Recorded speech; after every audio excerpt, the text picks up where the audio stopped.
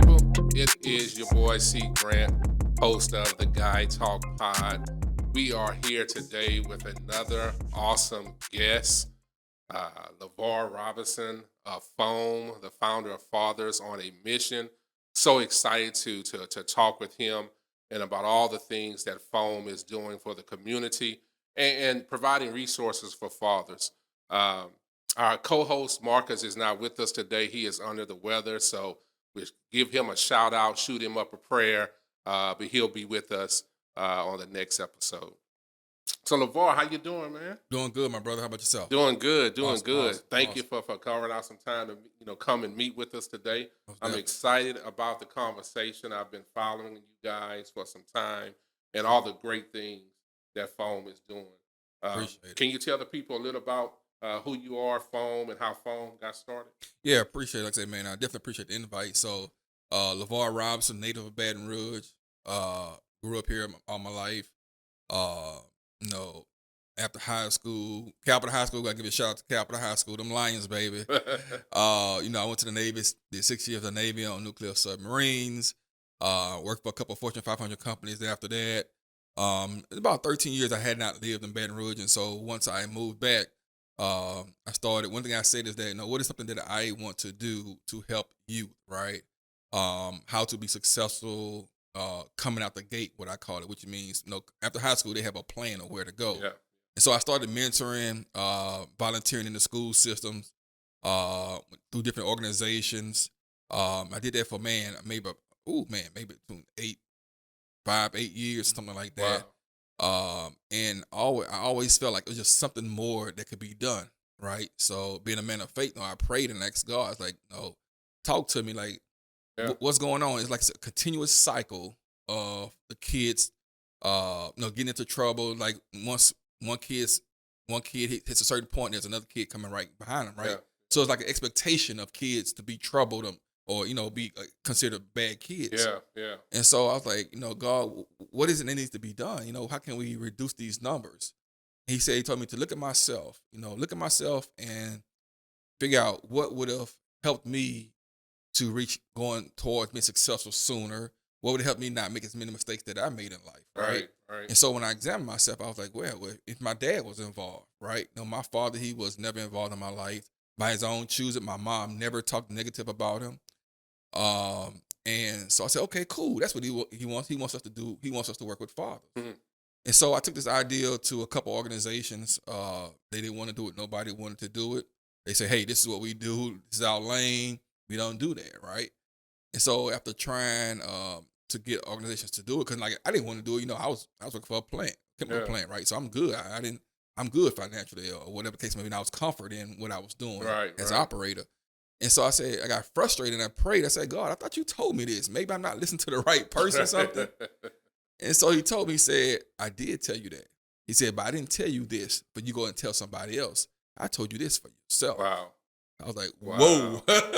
This I'm was like, for you. wow, yeah. Right, So, right. I immediately started scratching my head like, man, look, I'm not a businessman. I didn't go to college. I don't have any degrees, anything like that. Right. So, I'm good with what I do for a living. I'm not trying to do this, whatever it is, So I kind of ignored it and brushed it off for a while. But then as I continued to mentor it, I got frustrated.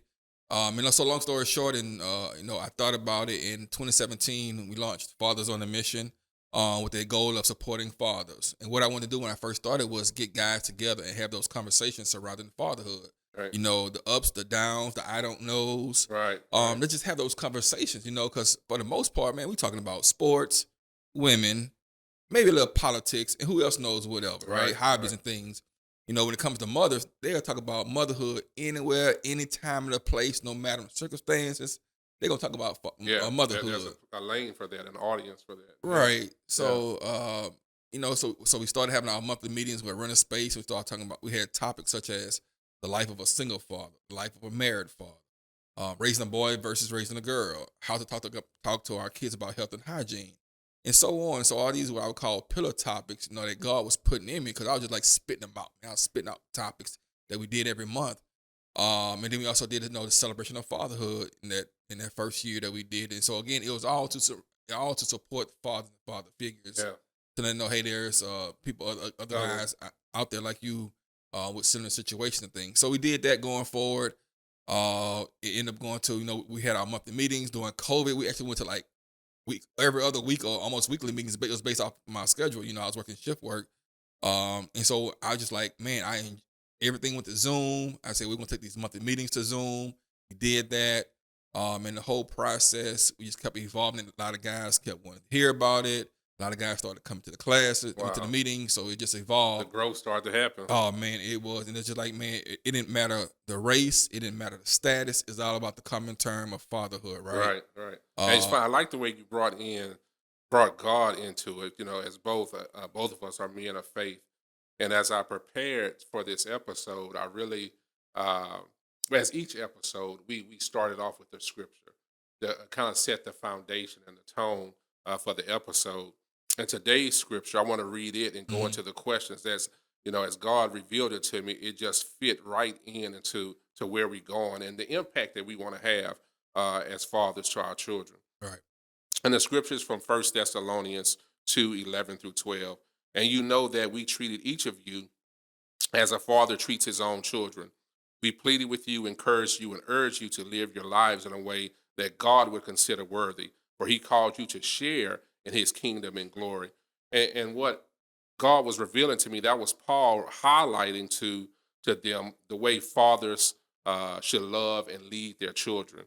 Because we know a good father, what he does, right? He encourages, he loves, he tells, your children, yes, you can, or helps with strategy when they may be feeling discouraged. How does foam support and promote positive fatherhood? Those same type of capacity. Yeah, man. I mean, that's you definitely hit it dead on the point with what you shared. And so with Fathers on a Mission, man, one of the things that we know is that there's so much negativity out there, right? Yeah. It's negativity through the music, through TVs, through the television, through conversation, through just everywhere in society. There's a lot of negativity things going on. So one thing that we do is through our topics, man, we have our fatherhood curriculum that we use. And we always hit like pillar topics that include the happiness, the love, the caring of your child. And so these are things that we stress. These are things that we do in examples and hands-on activities, even with our events. So when you look at everything surrounds the love, peace, and the joy.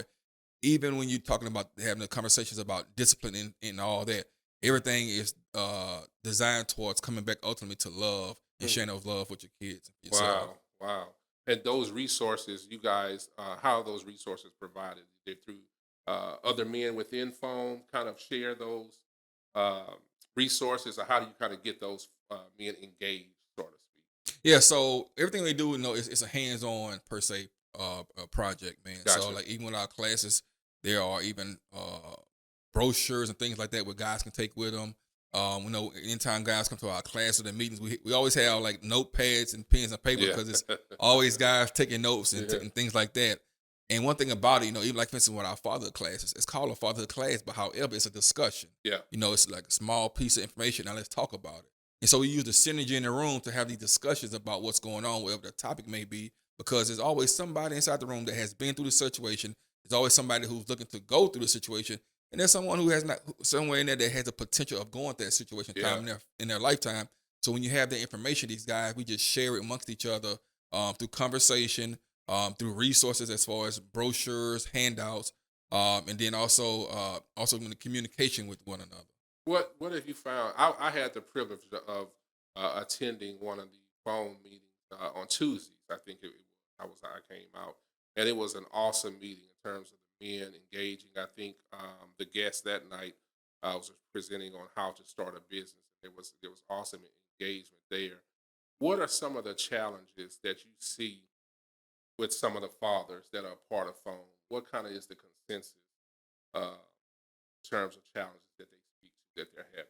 Is it specifically around the children, or is it maybe something maybe with the children's mother, or is it maybe employment, or it's kind of just maybe all the above in some capacity? Yeah, man. Look, you just gave 3 examples of the many different types of things, the barriers that guys have in place, right? And that's what we want to do. We provide a way to remove barriers, right? Some are easy, some are kind of give us a little pushback, and some of them are actually really hard and difficult to support, right? To help resolve. And so that's why we make sure that we're not only using the resources that we have, but also community partner resources to see how we can help a guy going through a situation. And that's one thing about collaborating with like-minded individuals and organizations is that Yeah. ultimately we want to make sure how can we ensure positive outcomes for our kids. And so of course, when you start with the fathers, when we start enhancing the fathers, that's going to increase the positive outcome of their kids. Yeah. Yeah. I was reading. I think it was last night or night before. Really kind of diving into some data in terms of for Louisiana, Hmm. identifying like what's the problem, so to speak. Or trying to get a glimpse into the problem in terms of the challenge that fathers speak to. And one of the things that came out in terms of data that 54%, give or take, of uh, black women, black single moms, it's a home with no father. Hmm. Do you see um, a lot of uh, that impact playing on the kids' children, or in terms of the difference between a two-parent home and maybe what the father expresses what's going on with the child versus a co-parenting situation, and they're explaining to you, "Hey, I'm having a problem with my son or daughter," versus what someone may say they're having a problem with a home that's a two. Yeah.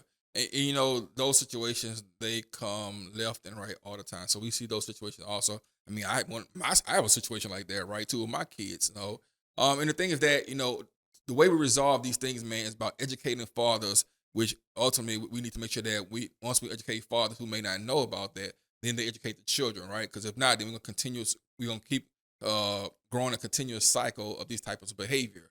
So kids can only do what they see, what they hear, right? They're gonna learn indirectly or directly. And a lot of times, as us as parents, we have to make sure that we directly have those conversations of our kids about doing the things the right way. If we did things the wrong way or a way that didn't work, show them a way that can work. Yeah, Of course, the two-parent household is the ultimate goal. yeah, That's the best living condition for a child.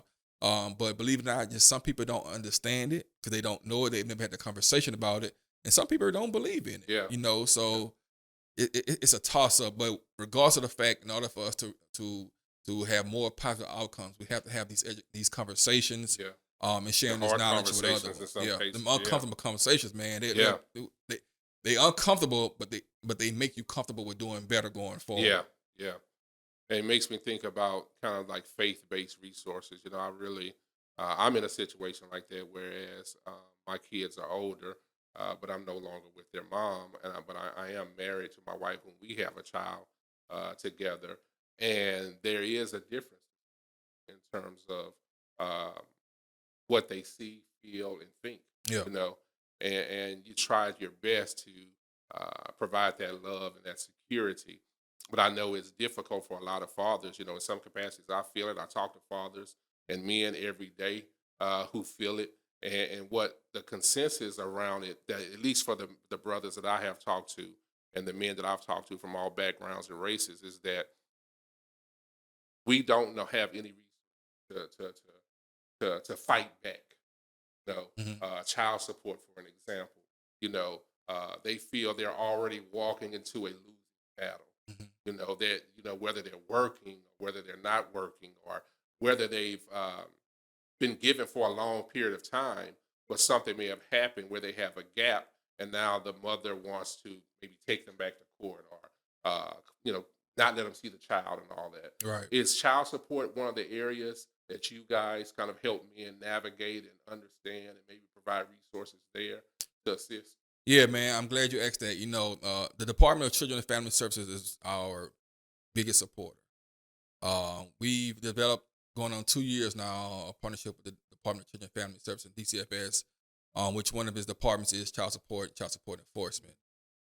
We've had long conversations. I went and spoke at the child support enforcement conference a year or two ago and had these same conversations. I used to hate child support, DCFS, right? Because I was on child support, and I know I was on child support because Yeah, of the bitter mother, right. out of spite, things like I that. think Because my you'll find a lot kids, of guys probably agree with right? you. Because of our nature, man, I'll take care of my kids, right? Right, right. And so I say that to say this, the history behind DCFS, yes, they treated all men bad. If a guy didn't pay the child support, they were instructed to lock guys up. Things have changed; they're improving. And they're actually trying to help guys who are on child support. I think one of the things that helped me not like to stop hating them is once I found out how their system works, right? Gotcha, gotcha. You know, of course, the child support is set by a judge. A judge is totally separate from DCFS. The only thing child support enforcement DCFS does is just follow the order from the court. So the court is really there. If you want to be mad at anybody, be mad at the judge or the people that's in the courtroom who put this in place, and not DCFS, because they actually are, their job is just to maintain and manage what the court document says. Right. DCF has a lot of programs that guys don't know about, that's what we have DCFS come and do quarterly sessions with us. For instance, if a guy's on child support, he getting arrears. They have things in place to help him, but we have to notify them. Or if a guy changes job, he doesn't notify DCFS, then his child support amount is not going to change. But when you can legitimately show that that your job has changed, you make less money now, they can review it and they can put in the paperwork to have it modified.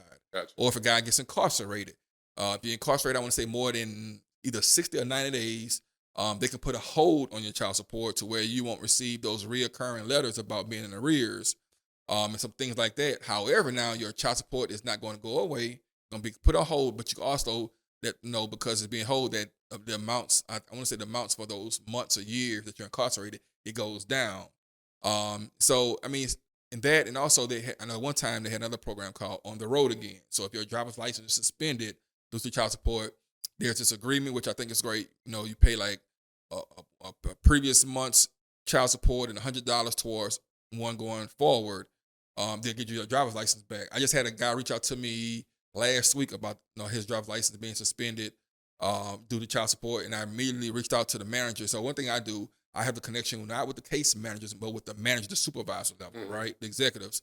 And I said, hey, I got this guy, he's in phone, he's with Fathers on a Mission, his driver's license is suspended, not chance of power support, and I just turn it over at that. I don't have to say, how can this guy go to work and make the money to pay child support if his driver's license suspended, because I already had that conversation with them. Yeah. We already had the front end conversation, which I was saying, these are the reasons why these guys' license should not be suspended due to child support.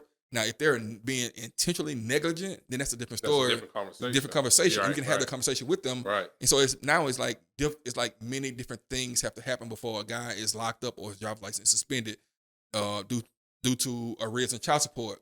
But one thing I tell guys, but you have to contact us, and I can use my direct contact to them, and we can help you out in your situation, because at the same time, we're going to try to help you find a job. Yeah. Or if you need a better job, we're going to try to help you find a better job. Right. You need to get a second job, we're going to help you to find a second job. Right. We're going to help make sure that you get training to keep the job. You want to start a business, we're going to show you, bring the class and show you how to not just start the business, but how to sustain the business, right? And so, like I say, these are a lot of resources that are out there that none of us know about because they don't advertise them, but we go out there and hunt them, we find it down, we bring it to the table, we match guys up to it to help them in situations. And so with child support, it's a huge one that we're helping guys. Now, we can't make child support advantage because I'm on child support, and I'm cool with it, right? But we can do is make sure that you stay out the arrears. We can help you so you can set up a plan for yourself to stay out the arrears so that you can stay a free man and stay visiting your kids, stay having time with your kids. And then also on the other end of it, if you're on court out child support and the child's mother is keeping the child away from you. So there's a program for that, to where their DCFS will represent you for free. Say, hey, judge, this guy's paying his child support. The mother is keeping the child away from. So now they take you to court like that. So we're working with them to create to strengthen our partnerships programs, and then we also are working on laws to implement penalties for when these things are being done that's causing alienation of children away from fathers. So how do we? Those are a great point. So how do we really help the fathers navigate through kind of the stigma of fatherhood in terms of, okay, father's trying his best to provide for the child financially as well as time, right? Because we are not, we definitely want to make it clear that fathers should take care of your children. Mm-hmm, there's a financial component. Correct. And there's a time component. Correct. But sometimes throughout the process or throughout life happens, right? Mm-hmm. Where the fathers are maybe able to give more time than they are financially, or vice versa. Right. And then if they do end back in court, they feel there's a stigma there in terms of they're facing men don't take care of their kids, or maybe black men don't take care of their kids, whatever the case may be. Are those conversations y'all have where the father is kind of hesitant to go through the system because his perception or maybe even experience of what has happened in the system? with him or maybe a loved one, a friend. Right, yeah, those can be tough feelings. Like say, been there, done that, right? And I found out it was anxiety, right? Just from going around the courtroom, just going there knowing the attack that was about to happen to me because of my first or second experience, right? Or Yeah. just hearing other experiences, and so it could be a really tough moment for things like that. And so again, we have we have a small capacity of our team members right now. So we have, when available, we have guys that will go to court with a guy. We have DCFS representative meet with them before they even go to court. DCFS has the child support side of it has a guy on their team who's a father who works for child support enforcement, but he came to one of our meetings and gave out the blueprint of what he does with guys before they show up. The thing is that when guys receive that documentation in the mail or whatever, saying, "Hey, you got to show up for this court date," sometimes guys will throw it away, get scared, or ignore it. But the thing is that you have to respond to it, and you have to come to those court dates. Well, one of the staff members with DCF Child Support, he wants to meet with those guys and prepare them for court. He wants them to get ready for court. So he's going to tell you what they're going to ask, what they're going to look at, and help you prepare so that when you go in there, you already know what's going to happen. Right. And then how you maintain that going forward. So like I say, that's why it's so critical for partnerships, and getting the right people aligned so that we can support fathers. Like I say, if the work with DCFS or child support or anybody is not legitimate, phone would not be connected with them. Wow. So that's how we operate. We're going to cooperate. We're going to collaborate with those who truly shown by proof that they want to support fathers, which will ultimately strengthen families. Yeah, and you bring me, as you were saying that, I was thinking about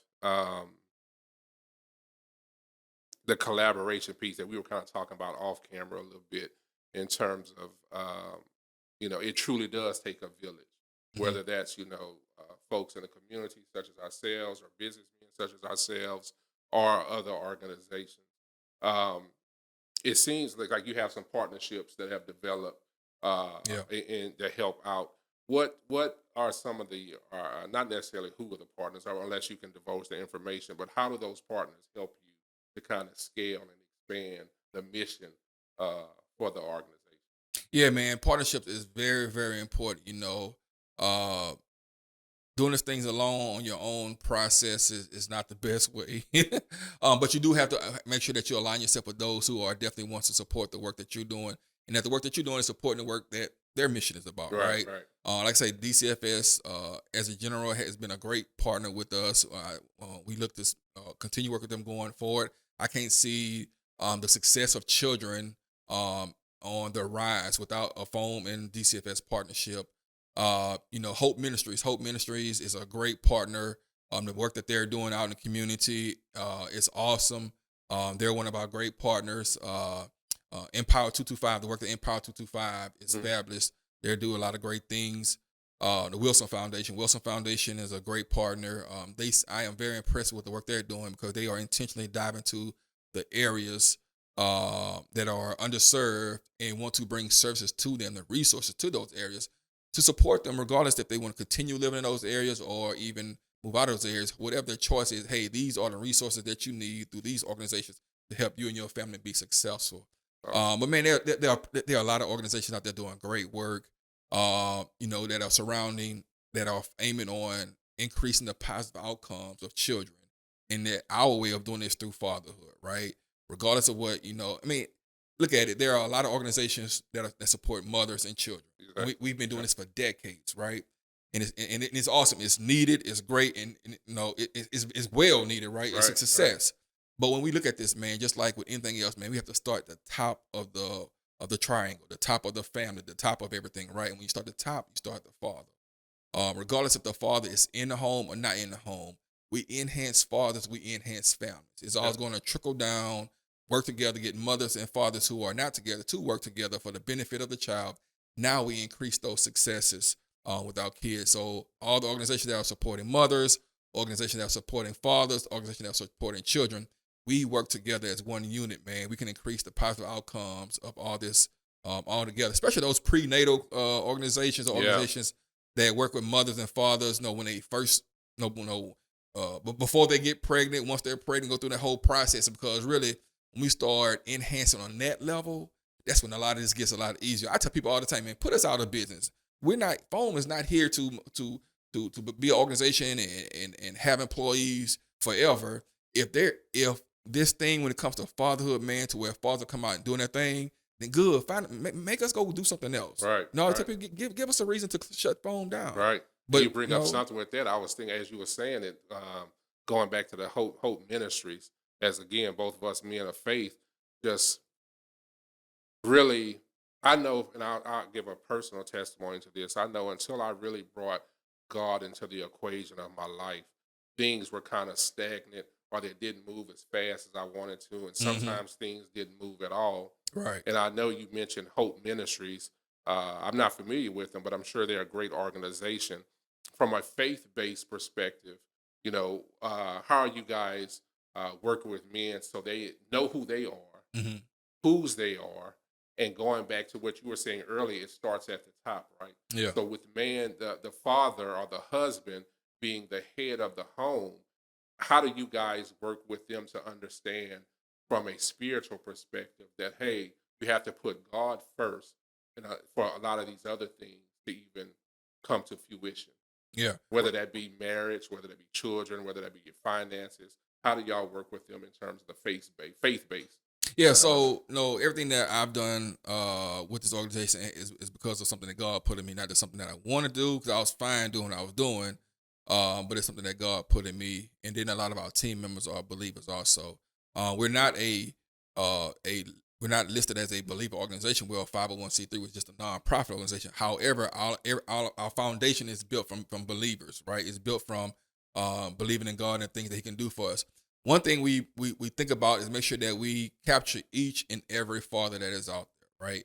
We make sure that we bring each and every father in, regardless of what they believe in, regardless of where they come from, their background or their statuses. So we are very cautious about what we do share. But however, within our conversations, within our testimonies, God is often brought up and mentioned. When I give my testimony, I share my testimony. This is for me. Right. This is what will help me get over the hump, et cetera, et cetera. And then the same thing with a lot of facilitators, right? So all the principles, the background, and about material, you can pretty much say you take out the word, the verse, the numbers, the chapters, the numbers, and things like that, and it's basically put into layman terms so that we can reach each and every person that's in there. And then through our testimonies, we share about what worked for us, of getting us to where we've gotten and where we're going. Right. And God has always been a big pillar of those successes and even the failures. We fail for a reason, but it's about learning from those fails and those mistakes. Right. Right. So that's what we do. We let it come out through testimony, especially when you have guys in the room sharing about it, right? Sharing about their testimonies and God was involved. That's always like Right. when you hear a good testimony, you shout. Right. But when you say, man, if it wasn't for God, bam, that's another shout. Right. Right. So that's what we do. That's how we use it. We don't come in and say this is what God says. We let the testimony of others, of those fathers, come in and share what worked for them. Now, let's say we have a father who come in and say he don't believe in God, which is that's your own, teach their own. But he has a success story of how he made it. That's great. These fathers always continue to come back, and they get watered by guys saying, "This is how I made it through. This is how I made it through." And so we leave it up to people individually to make their choice of what right. what works for them, what they believe in, things like that. So it's a more of an direct way of doing it. Gotcha. No, yeah, no, I totally understand. I know you would like to have the you want to reach all men. I That's guess is the right. best way to say it in a lot of And cases. and I don't mean to cut you off, but to say No, this, go ahead. not just to reach all men, but the ones who don't believe, right? Yeah, So, when we think about when we have a church service or things like that, we're showcasing it, not showcasing, but it's out there. right. So those who really need to hear about it are not gonna come. But just imagine if we just take off that part of it and just have those conversations, and it's being injected, it's indirectly being injected into the conversation. Now you have people of different backgrounds, different beliefs coming in and hearing and seeing for themselves what this is all about, but not being told to them per se directly. Right. No, directly. So that's one thing I love about it, man, is that we were able to reach guys who may be confused, brain boggled, whatever may be, and they ain't got to worry about, what? I can go to foam and I ain't got to be dressed up. Right. I can go to foam and I ain't got to have everything together. I can go to foam just the way I am, and then I'm going to get poured into from different ways and different avenues, and never realized until after I left. And now, guess what? I'm going back. Going back. So, but yeah, man, That's it's a awesome. great That's thing. awesome. And as you mentioned earlier, there's a lot of resources for women, right? I said this on another episode where there's obviously podcasts for women. There are uh, anything from brunches and ministries and all these things that pour Hmm. into women, and not so much where you hear some of that about men. We're thankful for what's out there, and we see that it's kind of on the uptick now. What has been Foam's biggest challenge as it relates to goals and really having men be a part of it, but at the same time, making sure the message gets out? Yeah. What's You, been kind of the you biggest know, challenge for the it's organization? we're men. We got pride. That pride is a killer. Yeah, That pride is something else. yeah, That has been the biggest thing, right? So think about it. You know, uh, guys think, man, I don't need nobody to tell me how to be a dad. I don't need to go there. And like I had one guy tell me, say, hey man, I know a father that really needs your services, and I referred him, to make sure he come and check y'all out. I had to tell him, say, hey, look, I said, just realize that we don't just support guys or help guys who really need some father support. Even guys who you may think you are the best father. Okay, cool. Come check us out. right, Come and teach us something. right, Come and share with us. So just trying to get guys to understand it's not just for guys who are labeled as deadbeats or absent or whatever. It's for all fathers. Because when you come and have those conversations, man, like I said, we learn from each other. right, We share right. different experiences. And I'll share one, man. We had a pretty well-known congressman come to one of our meetings, and it was great. Their topic was called "Being There, but Being There." And so, long story short, at the end, we give guys no chance to reflect, to share, what they've taken home, what they learned. And this particular gentleman, he said, when I first came here, I was asking myself, why am I even here? I came to see what's going on, to support, Right. but I was like, I don't even need to be here. He said he realized that he needed to be there. Mm. And he said that topic was for him because he always thought he was present with his kids, but he realized that he was there but not there. He'll be at home. His kids will be here, there, everywhere. He'd be doing his work or whatever, but he didn't put down the work and engage with them. He didn't get down on the floor with them. He was always doing something, but even though they were in their room, they was in the vicinity of him. He said in all of his parenting life, he never realized that he was there but not there. Wow. Man, so Wow, that's huge. I yeah. know my father, he's deceased now, but as part of my adult life, he wasn't really there per se.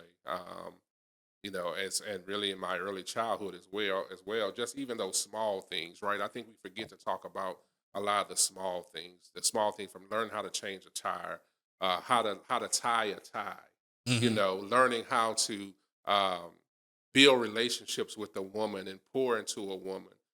Just those basic things. I shouldn't say basic, but those important things as fathers that we need to be able to really pour spiritually, physically, and mentally into our children. And you guys, how do you guys kind of work with those men to say, hey, yes, you are a father, obviously, because you and this young lady and she conceived your child. But the definition of a father is X. Mhm. Really helping them maybe readjust their mindset to understand that a father is not just financial. Right. He's not just in a lot of cases time, but he's a gumbo of things. Right. How do you guys help define to them truly and honest and transparent? Because here, Guy Talk Pod, we're honest, open, and transparent, and Mhm. really tell them, hey, you're going down the wrong path. You need to pivot a little bit or change direction completely. Yeah. It's amazing, like, so with our fatherhood classes, again, or discussions, um, but the curriculum is so awesome, man. And I gotta say, it's a curriculum that I use from the National Partnership for Community Leaders out of Washington, D.C., Dr. Jeffrey Johnson. Things like that come out when we have these different conversations, right? And so it's not necessarily, so it not doesn't necessarily come from the facilitator, but it'll come from one of the guys who's already inside of the class, per se, part of the conversation. And so so for different exercises, we have different scenarios. And so we'll ask guys, well, how do you feel about that? Okay, okay, cool. What's your take on that? Okay, anybody else have anything else? And man, it's so amazing because even the guy that come in there, he'll sit there and you the tough guy, right? And I don't want to. I'm just because court took me. Right. But when we have these discussions, man, them guys go from like this here, guys start looking up, paying, looking around, listening, head is straighten up. And I ain't know that. Can you repeat that? The more You know, vulnerable and yeah, then open. yeah. And so the bro, we set the atmosphere so awesome to where I don't care the toughest guy wants to come there and pay attention, and also speak and share. But we share those points through conversation, right? Through conversation, but we just don't just share it through conversation, but also sharing the why. There's always a why to everything. Mm-hmm. And so when you're talking with adults, remember we grown men, right? Or young men, sharing that why is so important. But we always take everything and bring it all the way back to the successful outcomes of our kids. So if you want your child to be successful, if you want your child to have a positive outcome, these are things that are important. Yeah. And so, but that comes on the back. That statement will come on the back end after we already talked about it. Right. So the topic can even be like talking about self-worth. Why you are so important. Why you matter. And the whole conversation will be about why you matter, why you're so important. And then on the backside of it, we'll tie to this is why your children need you because you matter in X, Y, and Z ways. And that's going to take an effect onto your child. That's going to improve your child's successful outcome. That's why your child look at you because you matter to yourself and you matter to them. And so, like I say, all the topics, man, they generate the conversation to where everything goes back to the success of our kids. Yeah. So through indirect and direct communication, man. But like I say, just using guys who come there, not necessarily as a facilitator, but just as an attendee, just to have the conversation, man, and its power in talk. And that's so awesome too. We interviewed a guest author, on last month, who wrote a book, and his book is named Overcoming Identity Crisis. Shout out to Michael Robertson, a great friend of mine, great brother, great minister. He recently wrote a book called Overcoming Identity Crisis. And going back to we as men knowing who we are, there are going to be problems, there are going to be issues, there are going to be things that we have to navigate. But I like the way Foam is really helping men understand who they are in different capacities, from obviously fathers with sons, fathers with daughters. Obviously, there are some partners that you guys work with, and some spiritual ministries or church ministries that you guys work with as well. But do you find where men come to you and say, I just don't know what to do? I'm a father, whether I'm a new father or whether I'm a father that has a 15-year-old or a 20-year-old.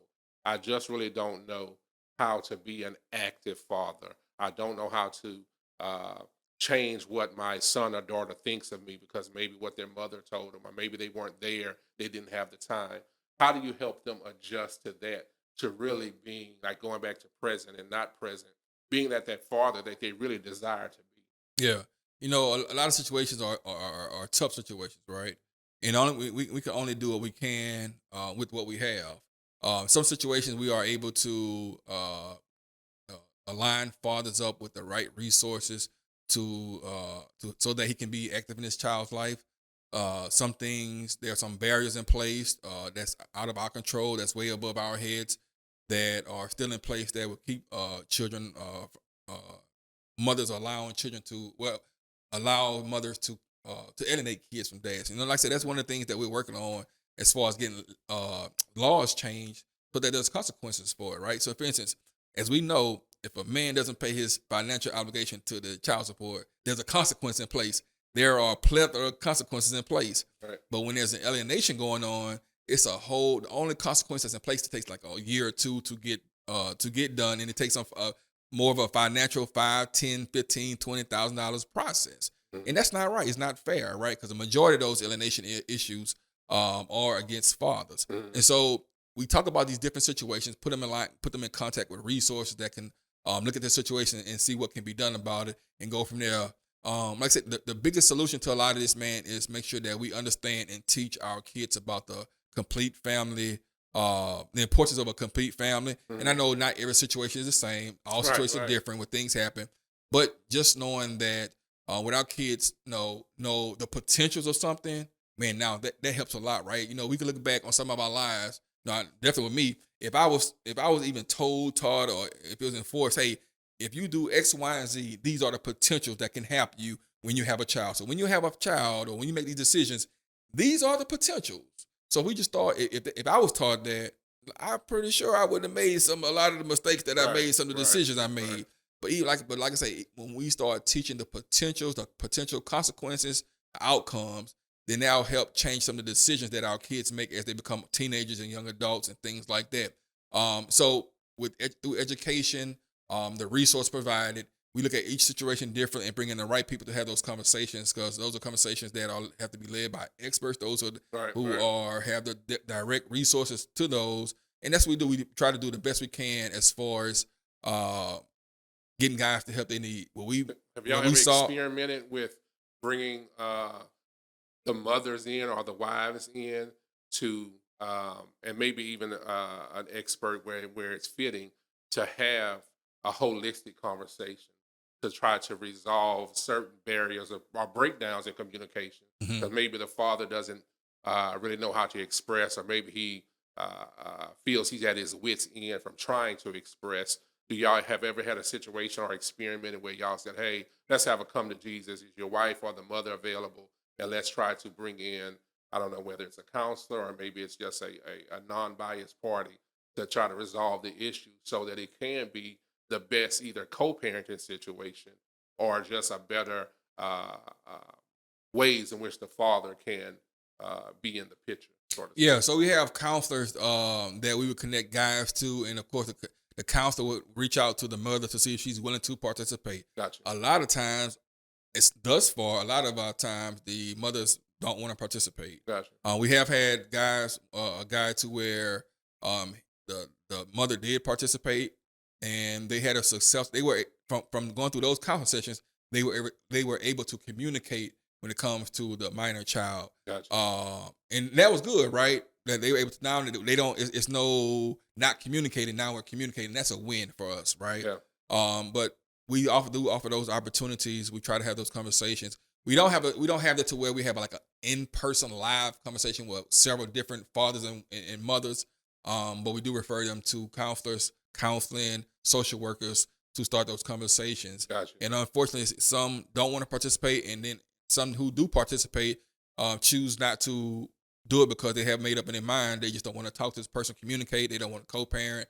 They want things to Mm. run the way they want to Gotcha. run it and Gotcha. so forth. So, Okay. yep, Man, this has been an awesome conversation. We can go on in so many other questions I have. I hope you can come back most and definitely. join us and let us know how foam has evolved, which I know it will. As I observe, I see you guys are doing a lot of things. And before we go, tell everyone about the new satellite location Yeah, that you guys have.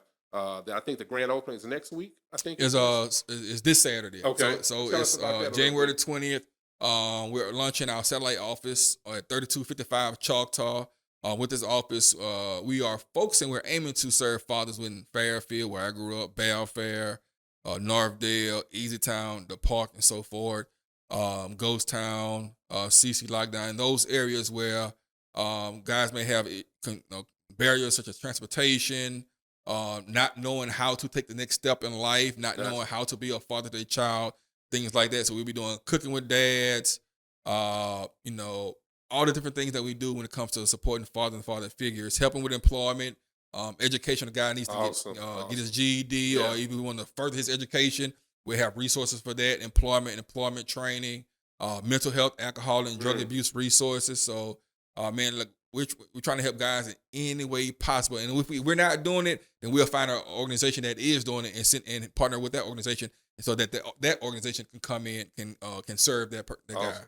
Well, I'll be there to support you, brother. I appreciate you.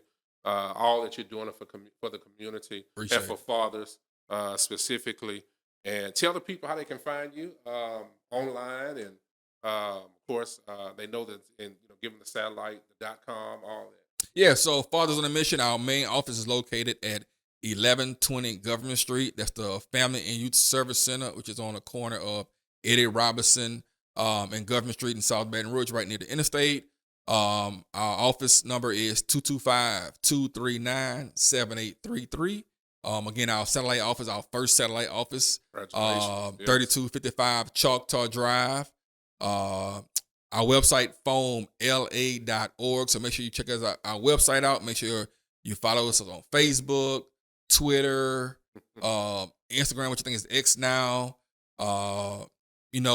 Just check us out. Like I say, it's not just for black dads, for poor dads, or dads in poverty. It's for all fathers, right? Fathers, father figures. We have one type that's called that supports bonus fathers, stepfathers, all types of stuff that we do. And if you think or know that you are a father, or you know a father who is at the top of his game, send him to us so he can come and help us help these other guys. So awesome. It takes a village. We're open to work with anyone who is willing to do the same thing or align their work with us, and let's help build better communities. Yes. Also, I want to mention that we're also about to launch our program in Ascension Parish Jail. Okay. So we've done some volunteer work in Parish Prison in Baton Rouge, but now we're about to launch our program in Ascension Parish Jail. So thanks to Capital Area United Way and Ascension Parish Vision Council for that. So yeah. That's awesome.